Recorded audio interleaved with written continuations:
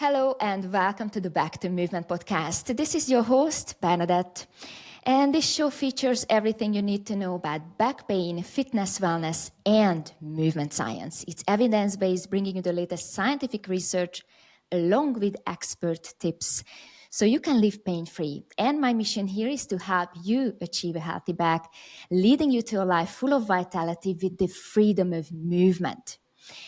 Many of us believe that we need to actively engage our core to work and to think our spine is very fragile and we need to protect it. But does current research and evidence support this view? Today, we are going to talk about this topic with a very special guest. I am so excited to introduce you to Mila Alešina. She is a functional movement coach, passionate about anatomy. She's a fully certified Pilates instructor and mobility specialist in Switzerland. And I am so excited to have her here. Please help me welcome Mila Alešina to the Back to Movement podcast. Hi, Bernadette. Well, thank you very much. I'm really happy to be here and talk with you on this really important topic where there's, so much miscommunication and so much noise. So from my point of view as a movement instructor, Pilates and mobility coach, I'd love to, share my insights and go over this with you. Thank you so much. I so appreciate you accepted my invitation. And yes, it is a very interesting topic because what we thought 15 years ago is not the case what we are doing today. Because as you are a Pilates instructor too, 15 years ago in the Pilates world, we thought that we need to actively engage our core to work our core, right? I'd say even not 15 years ago, even shorter time, there was still that information being provided. Yeah. Okay. So, but why do you think there's such a widespread belief that the spine is, for example, fragile and we need to protect it before any movement? Oh, that's a really good question. I don't really know why we have that kind of communication, but I have seen and heard it so many times, even to this day when I see some of my clients, there is, still this, miscommunication about fragility, that, and they'll come to me and they'll be, no, my back is so weak. It's so fragile. I can't do this. What can I do? And there's, so much fear of movement. And, the worst thing about poor communication about our own body is that it leads us to believe that miscommunication, and that can be really harmful. So even though I don't know why exactly that started or why it's carried on for so long, I do believe that the mentality around, how fragile our bodies are, needs to change because it disempowers the person suffering from pain. And I think it's important to, it's not a clear-cut answer to this question, but we need to bring more education and empowerment to in my case, my clients, versus fear. Yes. It's very interesting. You mentioned that just because, we are in pain and we straight away think that we are fragile and we are weak because we are in pain, right? And that's a really good point. What you mentioned, that people come to you and they say they are in pain and they think they are weak and they are fragile. But pain doesn't equal to that your body is fragile, that your body is not strong. It's just that you are a human being and you are in pain, because being in pain is being a human. I guess It happens. Constant pain and constant excruciating pain, of course, that's a different story. Yeah. I guess, part of living is that sometimes we, push our bodies, a little too much. We spend too much time, sitting still in front of the screen. Yeah, exactly. Or even worse, in front of the screen and then going to the TV and assuming the same position. So yeah, a part of like our modern culture and, work-life environments, that, even experts on back pain and physical therapists and osteopaths, I've met them, and they'll still experience, moments of pain. So in their back, and it, doesn't mean that they don't know what they're doing. It just means that, there's certain aspects in our lives where we feel some aches and pains in our body. Absolutely true. Usually, if I have too much going on, I feel my low back, and I'm a back pain expert. I'm thinking, what the heck with my back? But I think about, okay, we just moved, we have just renovated the house. Yeah, I feel my body is telling me something. Maybe I need to slow down a little bit. Yeah, I think the being intuitive with yourself is really key, because when we're talking from a strength perspective on feeling aches and pains in the body, or even injury, it's really a simple math where we have pain or we have an injury because the load on the body was more than the body could take. It could be, an impact that comes right away, like catching something heavy or falling, or it could be like the continuous strains when you said like you're moving houses and you're constantly probably lifting, picking up, twisting, moving, which are all, functional. All movement that we are using are functional movement for us. But it just means that the body's getting tired, possibly in your case. Yeah, yeah. And that's when you mentioned intuitive with your body, and that's it came to me in my mid-30s, probably a little too late. You start to listen to your body. Your body is trying to tell you something. Mm-hmm. And that's actually true. You kind of like need to know when not to push yourself. Maybe you have too much going on this week, at work, at home, and maybe it isn't the best time to push your body more at the gym. Don't put that extra plate on when you're squatting. Maybe it's not a good idea to explore, with extra heavy weights. What do you think? Yeah, there's actually twofold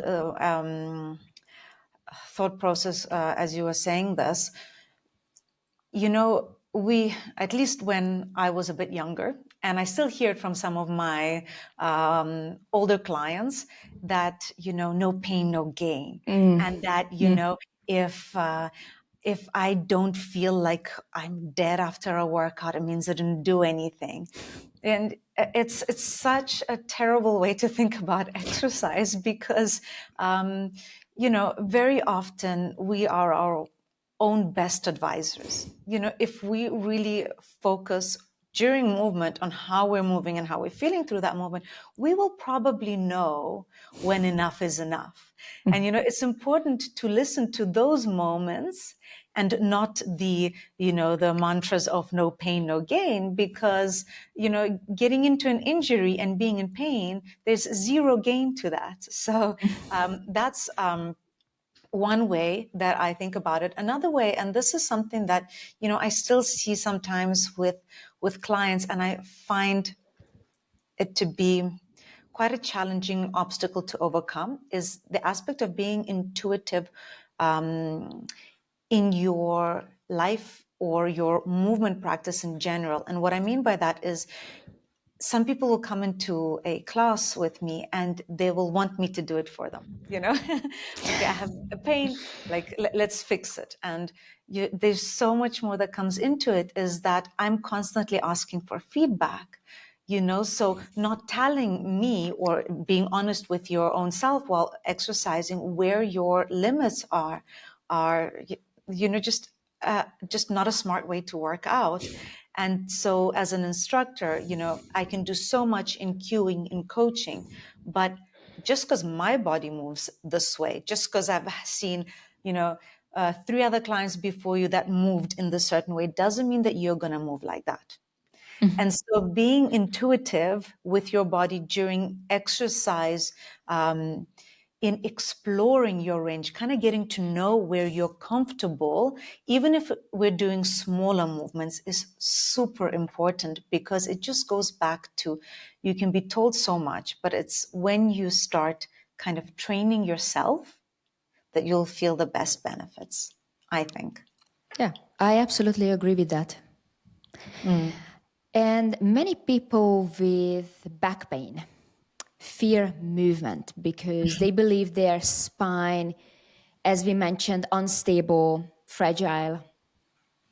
How do you think we can, as Pilates instructors and movement professionals, help with that mindset? So, when I was doing my mobility training, one thing kept coming over and over again. If you stop moving within a certain range of motion, you will stop moving within a certain range of motion.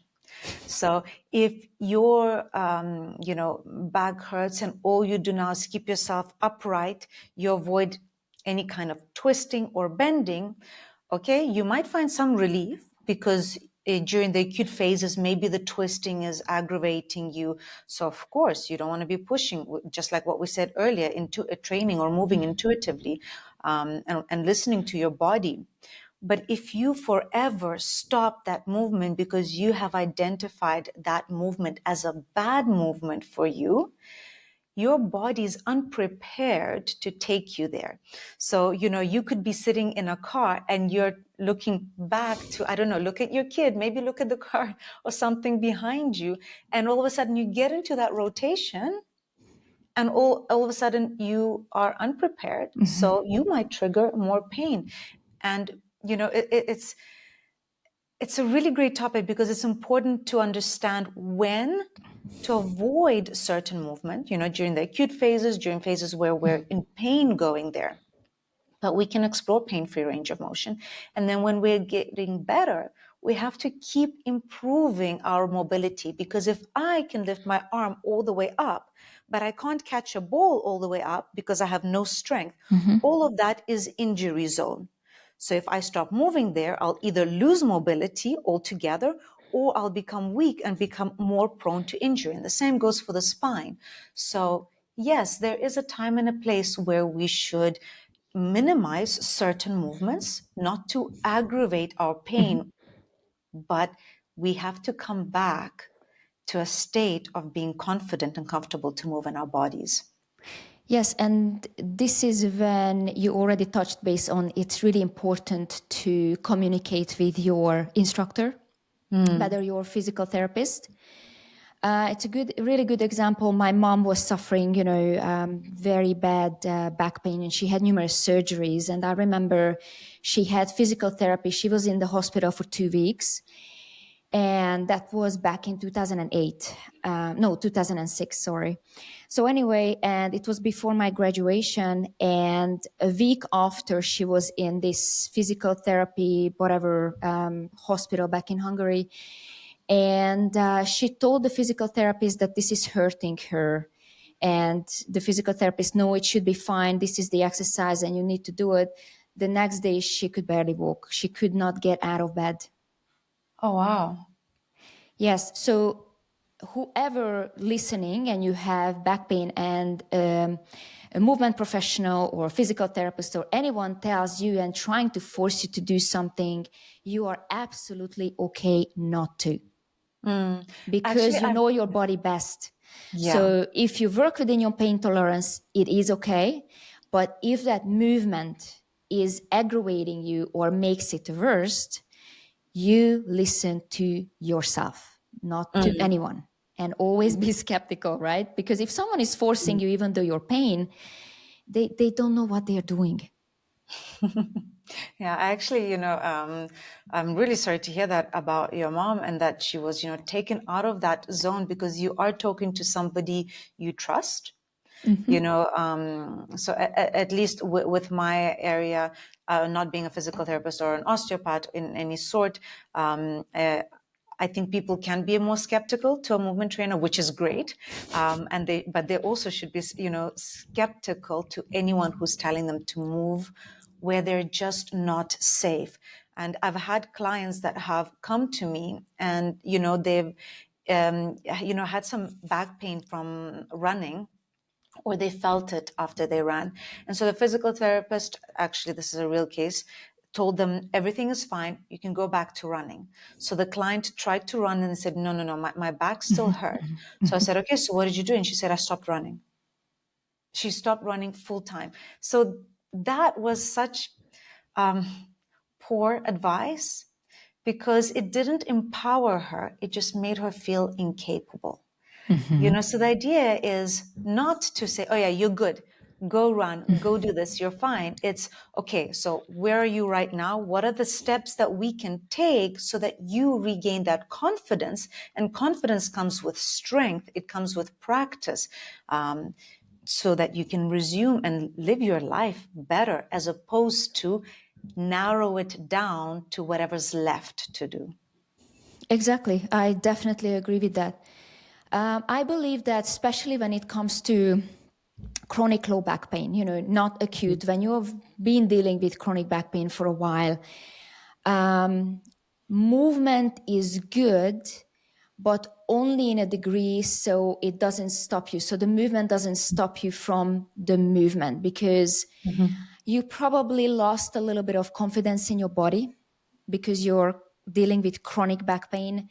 You don't trust your body as much because you are afraid that one movement again, is going to aggravate it, and you're going to have a flare up and you're going to be in bed for weeks again.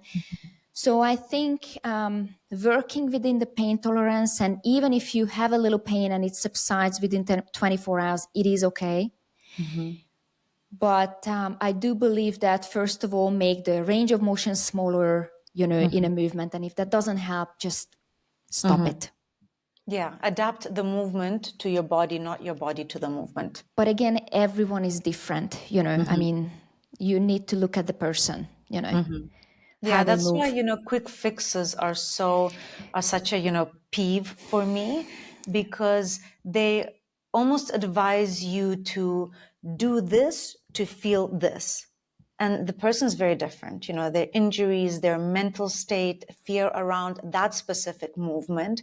So there isn't anything that's, everyone should do XYZ like this. We have to stop, putting those boxes and start sharing advice and helping people better learn about what their body can do and adapt the exercise for their body. Exactly. I definitely agree with that. Let's talk about core. It's an interesting topic, jumping from our spine being fragile to the core. So what did you learn so how long have you been Pilates instructor? So just about over 8 years. Over 8 years. Okay. So did you also learn about, engaging your core before movement? Okay. Okay. All right. So what do you think about what you learned 8 years ago, and how is your thinking, changed? I guess it's a broad topic to kind of answer, but probably a lot in the way that I cue, core engagement. And that actually came from my clients. So, when I came back to Switzerland, I started working with some clients, and they're like, yeah, I was told to, when I engage my abs, I have to like pull them in. And I was like, okay, let's move, And so during movement, we, at least I noticed, we realized that it's not that they were engaging their core, they were just sucking in, which is, not the same. And so they've been told that, and they've been told that that's good because it visually looks like their core is engaging, but in fact, they're just going, and they're just sucking in their belly, which is not the same Well, the thing. tummy looks flatter though, right? It's not So necessarily a bad thing. there you go. There's a quick fix to core That's it, engagement. right? So yeah, I think a lot in cueing. And I still put a lot of emphasis on, moving with control and, the role that core plays. But, people that come to my workouts will be like, oh, I want to do abs, I want to do core. But the reality is that, like, when we're doing your arms, your core is working. When we're doing your legs, because I'm asking you to, depending on the exercise, but, if I'm asking you to move through the legs, like leg circles on the reformer, and I will really want to focus on those hamstrings and inner thigh stretching. And I ask you to keep your torso still and not rounding it, so that we can get a nicer hamstring stretch when we lift the legs up. Your core is working. Because if your core wasn't working, your spine would probably not be able to, be as still. And it's the same, when we run, when we sneeze, so many areas of our lives activate our core. So core workouts, to work the core, okay, I get that. We like to feel and see that. But our core works, all the time, most of the Yeah, time. absolutely. I think your core is working when you go to the bathroom, when you sit down on the toilet. There you go. Abs One of workout. my one of my favorite exercise for core and to work the back extensors to me is squats. I just squats full, Squats are great for full range of motion. exercise. And in the beginning, my clients were asking, they signed up for my program, and we were doing squats, and they're like, oh, squats are not in the Pilates repertoire. I'm like, yes, but they are in my repertoire because good for you, They're my in the friend. repertoire of life. Exactly. Do you want to go to the bathroom the rest of your life without any help? Well, then let's do squats or getting in and out of the car. Pick something up, off the floor, or do gardening. You just need squats. And a couple months ago, I met with someone, one of my older friends, and we haven't seen each other for a couple of years. And she's been doing Pilates, and she said, my Pilates instructor said we don't need to do squats because they are, you don't need to do them. And that was a really big surprise that someone says that you don't need to do squats. I mean, we are all different, yes, but I think some version of a squat would never hurt. Yeah. I'd actually, I have a question for you. At what point in your Pilates journey did you make those connections for yourself? Where in your journey did you make those connections for yourself? When I started my clinical Pilates, my diploma, and that was a really big change in my life, the way I train and the way I train my clients as well. So it's all about functional training, rather than looking at the Pilates repertoire. Yes, it's good, the breathing, it's such a good exercise, and there is some evidence that Pilates is one of the most effective exercises to treat back pain. And I'm not saying it's the best. It's one of the best because everyone is different. You might enjoy something else. So Pilates is not the best, but it is definitely effective.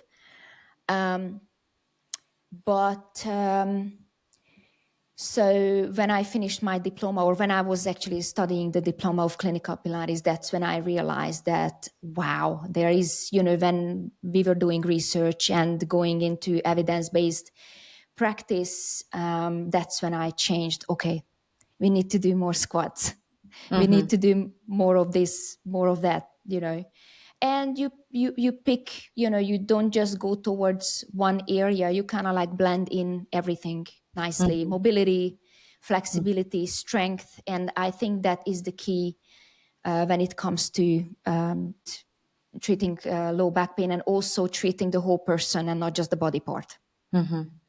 Yeah, treating the whole person and not just the body part, I think, is super important. Exactly. And when it comes to chronic, again, we have to also address sleeping, has the person's well-being, again, not just the body, but also, the life and the lifestyle and everything. Because as we know, smoking can affect the vertebrae, the discs, the structure, makes the spine, to say, weaker, it affects the spine negatively. There are positive effects like exercising, and there are negative effects like smoking. Yeah. You know, I actually also have an example with a client. She would come in and she would say, like, I have this feeling like a belt underneath my rib cage, and it's like tight, like around her diaphragm and her mid back. And as we work, you know, she'd feel better, but then every week she'd come back with the same comment. And I thought, okay, well, from an exercise perspective, I've assessed, I have my assessment techniques that I do. We've addressed it, we've decompressed, we've mobilized. She's moving better. There's still some rigidity, like we're still working towards our goals, but this feeling keeps coming back. And then she came back, and it was after the holidays, and she said, "Oh, I'm so much better now. My pain is like gone completely." I was like, "Oh my gosh, what happened?" She's like, "I've had this really stressful situation in my life for a really long time, and it has finally resolved." I didn't go into her personal life, but it was resolved. And she said, "And now it's gone." And I thought, yeah, like, you know, there's exercise is great, you know, it's going to help so much, but there's so many more factors that affect our well-being. And for her, that stress, that tension was, you know, a much bigger contributor to that pain relief than actual movement. Yeah, exactly. Yeah, I know, because when, as I said, I have too much going on in my life, it usually affects my back. I think everyone has to say a weak point or a weakness in our bodies. Some of us shoulder, mid back, low back, hips. It depends, but for me, it was always my low back. And also because it runs in my family, both my dad and my mother had back pain. You have more chance, to have back pain if you had it in your family. So do you think it's unnecessary then to engage our core before the movement, to sucking the belly in, for example, when we do abs? Good question. And, you know, Or do you practice that? Do you say that to your clients, that suck the belly in before the movement? no, I never say suck the belly in, you know, definitely not. However, what depends what we're working on, right? If we're going for like mid-back series or 100 or something along those lines, and a client has come to me and they have back pain, I'm not going to throw them into an exercise and get them to just like do whatever on the reformer. We're going to go through the exercise together, and I want them to feel safe. So I will ask them to exhale, to find that strength in their body and to pull with the arms. And I actually have a client, and today we focused a lot, yes, on core engagement, but so much of the breath, because I found that as she was moving, as opposed to pulling on the straps when we were doing her core and arm work, she'll go through a sort of like, and it was just a movement pattern. And I know that we have some back pain that we're dealing with. So we were emphasizing a nice strong exhale. That strong exhale, which is important, helps her fire up the core. There was, you know, it was pointless for me to say pull your belly in, because it wouldn't address the fact that she was losing like focus of the movement, and I needed her to focus. Strong exhale. We have a nice connection, not just in her abdominals. Her body feels still. Her legs aren't flying during the arm work. She's in control of her body. She feels safe, and then she pulls on the straps. So we don't have any weird surprises, and she doesn't come out or jump out of a position that she's not comfortable in. So yes, there was an emphasis on engaging the core. There was an emphasis on engaging the whole body. There was an emphasis on the breath.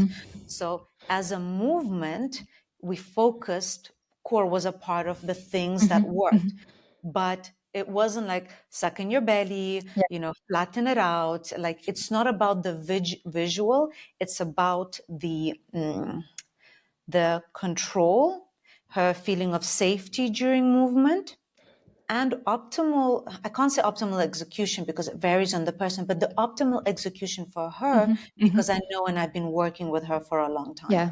Yeah. Okay. Yeah, I Yeah. think it comes down what works for the client. If it works to suck the belly in, then go for it. Mm. I mean, I personally haven't heard anyone, really benefiting from suck the belly and mentality. It's usually a breath in and not much Yes. happening there. But I'm sure there are people to Mm, whom that cue works. And, ex- Exactly. I used to say that for a good 8 years, 9 years before Mhm, movement, suck the belly in, and that mhm, was the thing.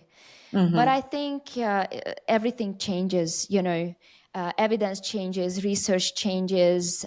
We know more and more. We know more today than what we knew 25 years ago or 10 years ago, even. I mhm, think we are all learning here.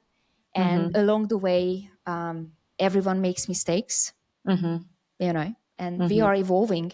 And mhm. I think we are growing, and that's how it should be, right? With movement as well as Yeah. we know more about back pain as well.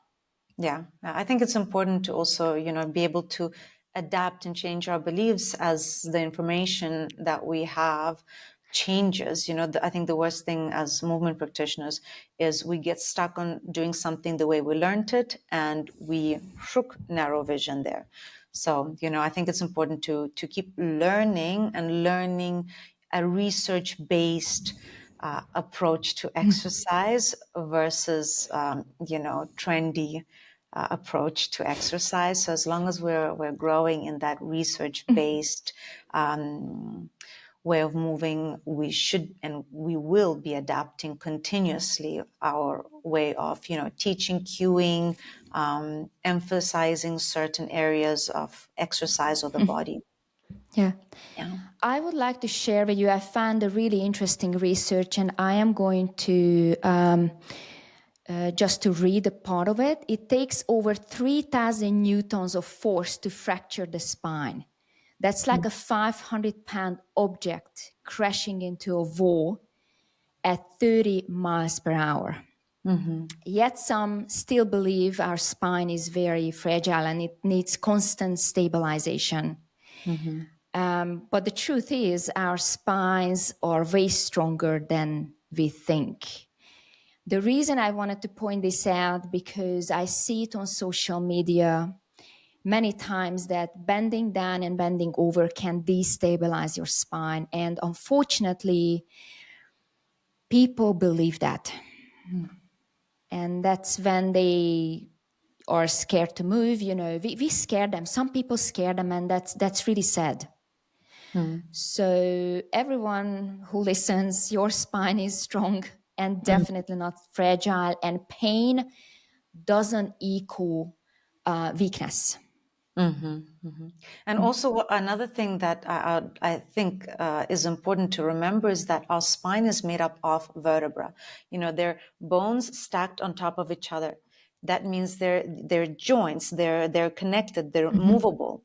And the way we've evolved, if there's a joint, it was designed to move. So if we weren't supposed to bend down and, pick something up, touch our toes, touch our knees, our spine wouldn't allow for that flexion. Our hips wouldn't allow for that flexion.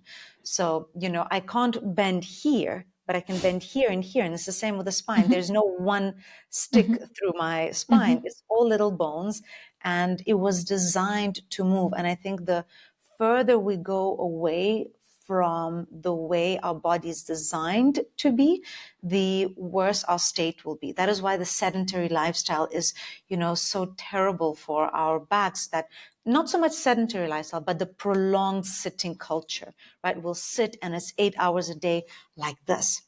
Yeah, So it's not this posture that's bad. It's the eight it's hours of this posture that's bad for you. exactly. I definitely agree with that. So yeah, our spine is definitely strong and not fragile. And you don't have to focus on sucking the belly indefinitely when you are doing an ab workout, I believe. Please don't. And all right, this was our episode for today. Thanks for listening to the Back to Movement podcast with our very special guest, Mila Alešina from Switzerland. I hope you enjoyed this episode and all the insights you learned about the core and how strong your spine is. And again, thanks for listening and see you next time. Thank you.